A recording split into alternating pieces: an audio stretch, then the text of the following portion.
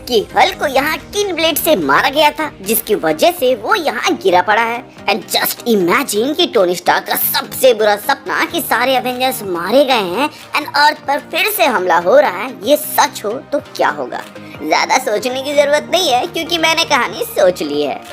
कहानी की शुरुआत होती है जब एवेंजर्स लोकी को हरा देते हैं और उसके बाद वो स्वार्मा खाने के लिए जाते हैं। उसके बाद थॉर लोकी को अपने साथ ले जाता है एसगार्ड, जहां उसकी सुनवाई ओडिन के सामने होती है। यहाँ पर फ्रिगा कहती है कि लोकी ने ये सब खुद से नहीं किया, इसके पीछे किसी और का हाथ था जिसने हमारे बेटे को बहकाया। जिस चितौरी आर्मी के बारे में हेमडाल ने बताया उन्हीं लोगों ने इसे दिया होगा। जिस पर ओडिन कहता है कि तुम अपनी ममता के वजह से देख नहीं पा रही हो कि तुम्हारे बेटे ने कितनी बड़ी गलती की है। इसे कारावास मतलब कि जेल में डाल दो अनिश्चित काल के लिए।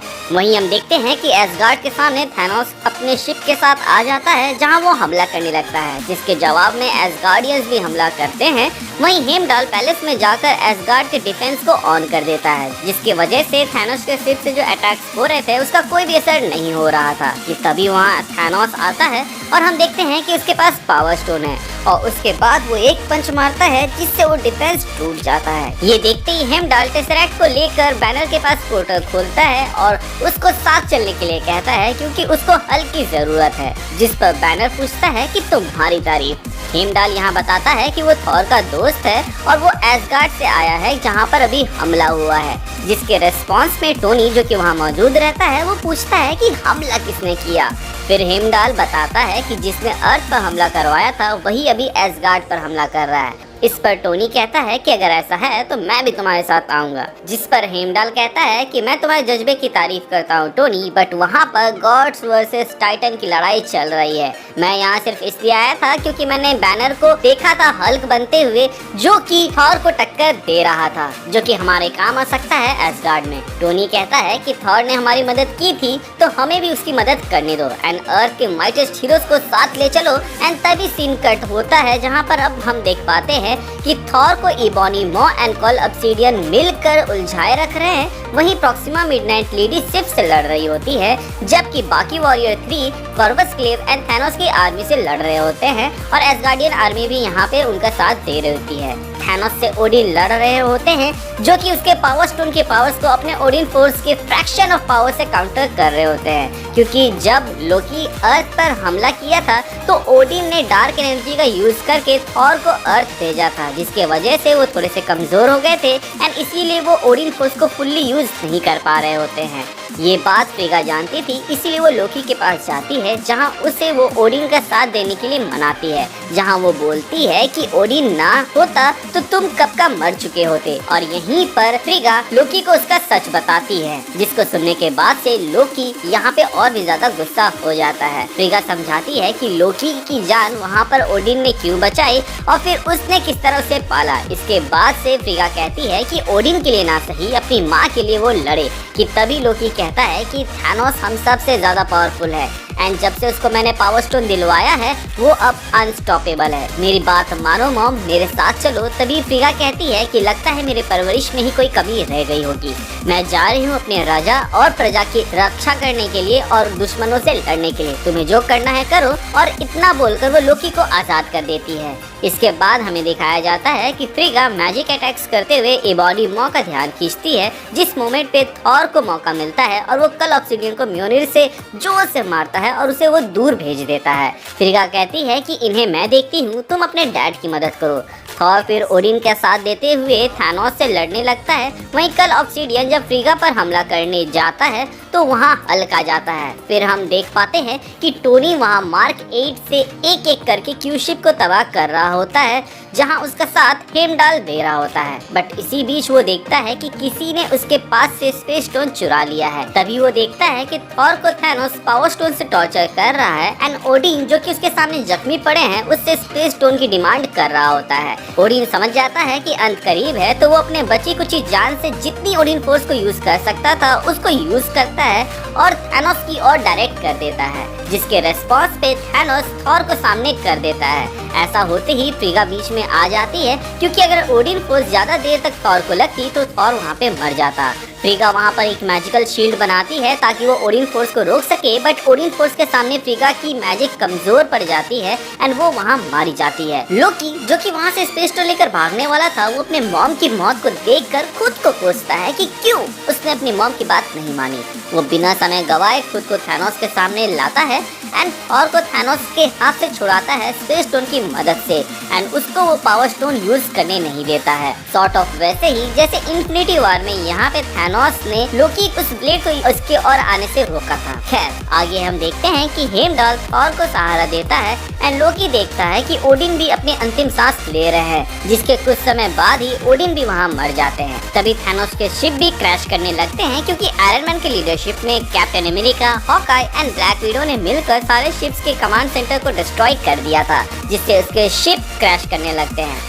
अपने आप को हारता देख थैनोस को गुस्सा आता है एंड वो पावर स्टोन का यूज करने की बहुत ज्यादा कोशिश करता है, लेकिन यहाँ पर लोकी जो कि अपनी मॉम एंड डैड को खो चुका था, वो भी इतना ज्यादा दृढ़ निश्चय के साथ माइंड स्टोन को यूज कर रहा था कि वो थैनोस को यहाँ पे पावर स्टोन को यूज करने ही नहीं दे रहा था। कि तभी अचानक से हमें देखने को मिलता है कि कोई एसगार्डियन आर्मी से अकेले ही लड़ रही होती है, जिस पर थॉर कहता है कि इससे मैं देखता हूँ, और वो म्योनिर उसकी ओर फेंकता है।